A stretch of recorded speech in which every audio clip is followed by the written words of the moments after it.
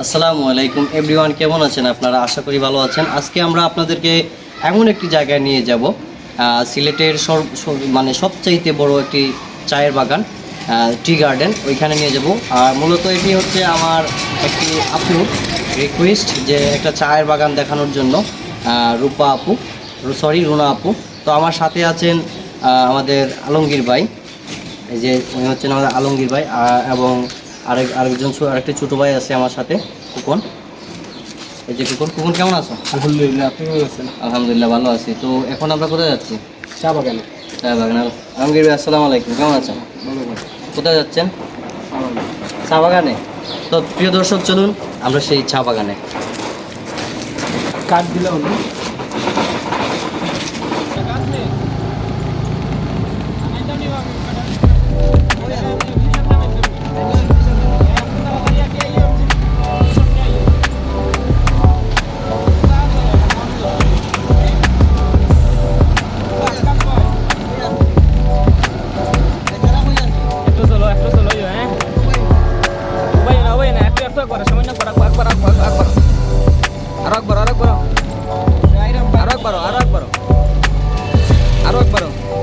Gate पर तुम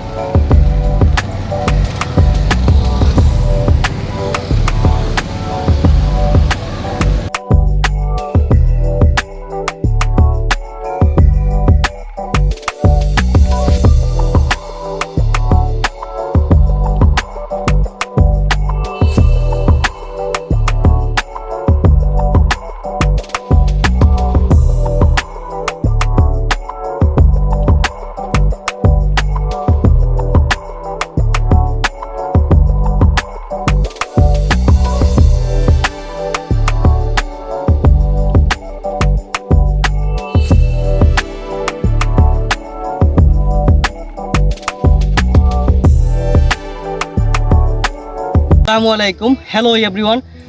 আজকে সত্যি চলে আসলাম সিলেটের সর্বোচ্চ এবং বৃহত্তর, সিলেটের মধ্যে সবচেয়ে বড় একটি চায়ের বাগান, এই বাগানে।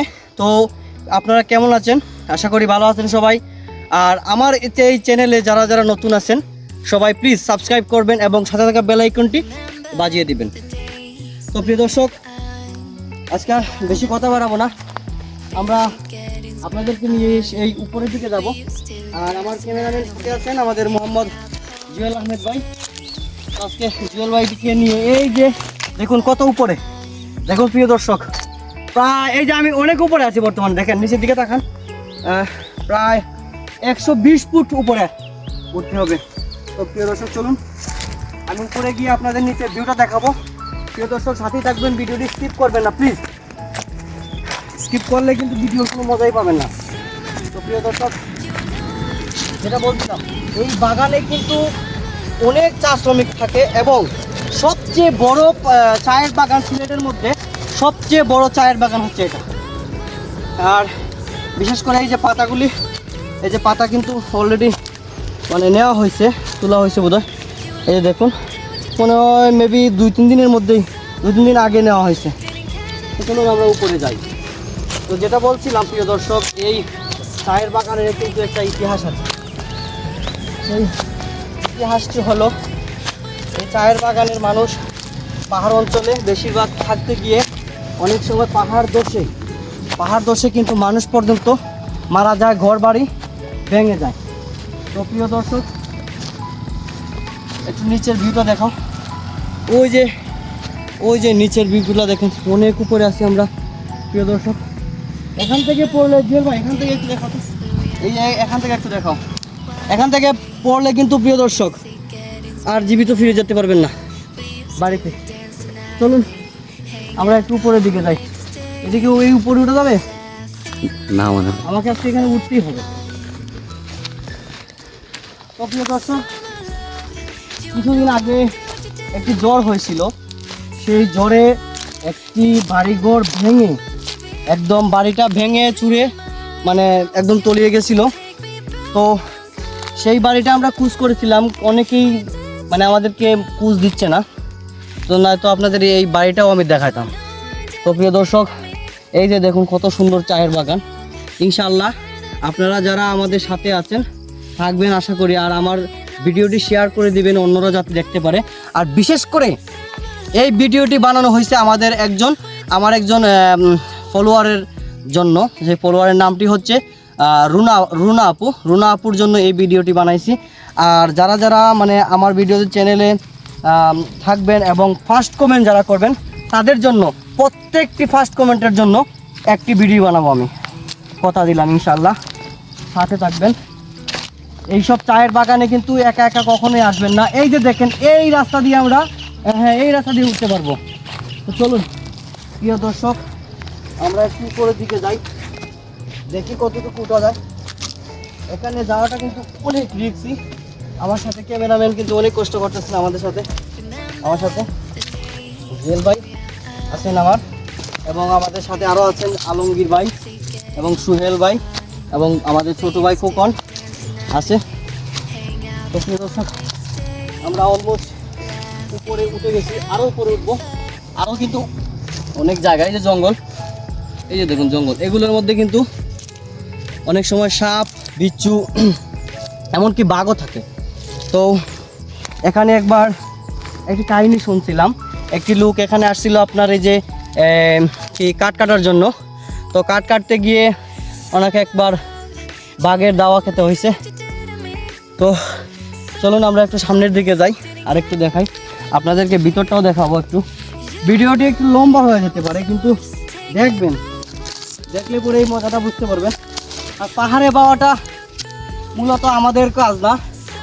এই যে দেখেন একটু প্রায় 100 ফিট উপরে উঠছি, আমার কিন্তু মাথা ঘুরতেছে, বেশি কিন্তু উঠি নাই, মাত্র 100 ফিট উপরে, মাথা ঘুরতেছে আমার।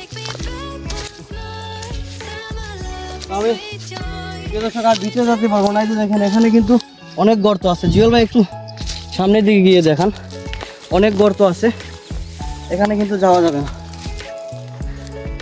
অনেকগুলো গর্ত। আর আমরা ভিতরে যেতে পারবো না, আমরা এবার চেষ্টা করব নিচে নামার জন্য। তো রুনা আপু, ভিডিওটি কেমন হয়েছে একটু কমেন্ট করে জানাবেন, যেহেতু আপনার জন্য এই ভিডিওটি। যে গর্ত দেখেন কত বড় বড় গর্ত। আসলে কেউ কমেন্ট করতে পারেন যে চা দেখানোর জন্য এসে আমি গর্ত কেন দেখাচ্ছি। এই গর্তগুলা বিশেষ করে হচ্ছে আপনার এই যে শিয়াল আছে না, শিয়ালের গর্ত আর কি, বড় বড় গর্ত করে। অনেক সময় অ্যানাকোন্ডা থাকে এই গর্তের ভিতরে।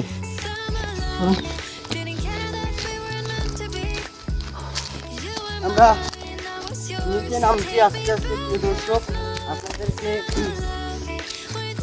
ফুল বাগান বা ফুল এই চায়ের বাগানের ভিডিও যদি দেখাতে যাই, আমার মিনিমাম আপনার 5 থেকে 6 দিন লেগে যাবে।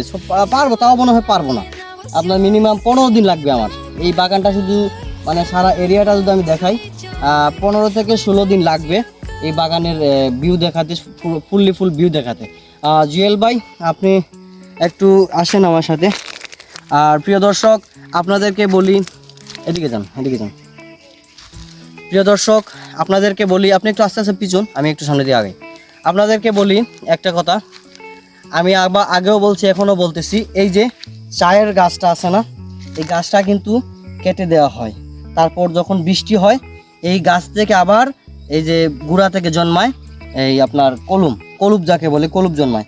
এখান থেকে আপনার চা পাতা নেওয়া হয়, নিয়ে প্লাকিং করা হয়, প্লাকিং করে এটার বাজারজাত করা হয়। অনেক ভালো কিন্তু এই চায়ের বাগানের চা কিন্তু অনেক ভালো। যারা নিতে চান, আমাদের কমেন্ট বক্স ডিসক্রিপশনে আপনার নাম্বার দেওয়া থাকবে, এই নাম্বারে যোগাযোগ করলে কিন্তু আমরা কুরিয়ারে পাঠিয়ে দেবো এই চা বাগানের চা, ঠিক আছে? এই চা বাগানের চা পাঠিয়ে দেবো কিন্তু।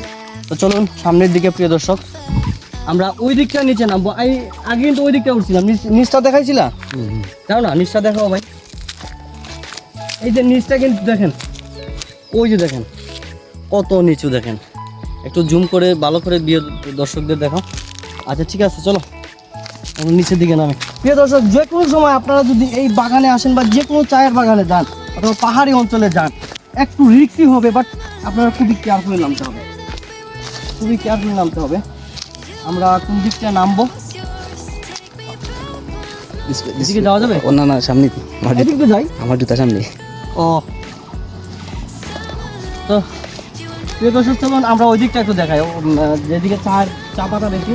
আর মূলত এই সিজনটাই হচ্ছে মানে চা বাগানের মূল ইয়াটা আর কি, উৎসব। আমরা সামনের দিকে গিয়ে নামবো। জিওল ভাই, আমরা নামতেছি তো, মানে ভিডিওটা একটু শর্ট করে নিবা, কারণ হচ্ছে বেশি লম্বা হয়ে গেলে কিন্তু প্রিয় দর্শক আবার দেখবে না, বলবে যে বেশি কথা বলে আর বেশি লম্বা হয়ে গেছে। এই যে আমি এদিক থেকে হাঁটতেছি, যদি একটু পা স্লিপ করে একদম নিচে, একটু পা স্লিপ করলে কিন্তু একদম নিচে। তো চলুন সামনের দিকে যাই। আমাদের কিছু মানুষ আছে এখানে অপেক্ষা করতেছে আমাদের জন্য, ওয়েট করতেছে। এদিকে নামে কি বলো ভাই? ওয়াল্লাহ এত ঢালু জায়গা দিয়ে নামবো আজ প্রথম দেখি। আল্লাহ, আমি যদি দর্শকদের জন্য মরে যাই আমার কোনো দুঃখ নাই প্রিয় দর্শক, তারপরও আপনারা আমার চ্যানেলটিকে প্রত্যেকটা ভিডিও শেয়ার করে দিবেন দয়া করে, ঠিক আছে? প্রিয় দর্শক আসুন, জুয়েল ভাই খুবই কেয়ারফুল নামবেন। আর আমরা আগামী ভিডিওতে সিলেটে একটি ইকো পার্ক আছে, এই পার্কে নিয়ে যাবো। ওই পার্কে হরিণ আছে, বাঘ আছে, বানর আছে, তারপর অ্যানাকোন্ডা সাপ আছে, তারপর আপনার ভালো ভালো পাখি আছে, ময়ূর আছে। আমরা এই পাখিগুলো আপনাদের দেখাবো এবং বনটা ভালো করে ঘুরিয়ে দেখাবো। তো এই ভিডিওটি কিন্তু অবশ্যই শেয়ার করবেন এবং সবাই কিন্তু এই ভিডিওটা সবার কাছে মানে সবাই মতামত জানাবে। তো প্রিয় দর্শক, আজকের মতো এখানেই আমি বিদায় নিচ্ছি। আগামী পর্বে আপনাদের কথা দিচ্ছি আমি নিয়ে যাব সেই ইকো পার্কে গিয়ে আপনাদের সেই সম্পূর্ণ বনটা আপনাদের পরিদর্শন করিয়ে দেখব। আজকের মতো এই পর্যন্তই। আর আরেকটা কথা, এখনও যারা আমার চ্যানেলটি সাবস্ক্রাইব করেননি অবশ্যই তারা সাবস্ক্রাইব করে রাখবেন এবং পাশে থাকা বেল আইকনটি বাজিয়ে দিবেন। আর কমেন্টে জানাবেন আমার এই ভিডিওটি কেমন লাগছে। আর ফার্স্ট কমেন্টের জন্য একটি ভিডিও হবে, যারা ফার্স্ট কমেন্ট করবেন তাদের নাম দিয়ে একটি ভিডিও করা হবে। তো আজকের মতো এই পর্যন্তই। ঈদ মুবারক, আল্লাহ হাফেজ।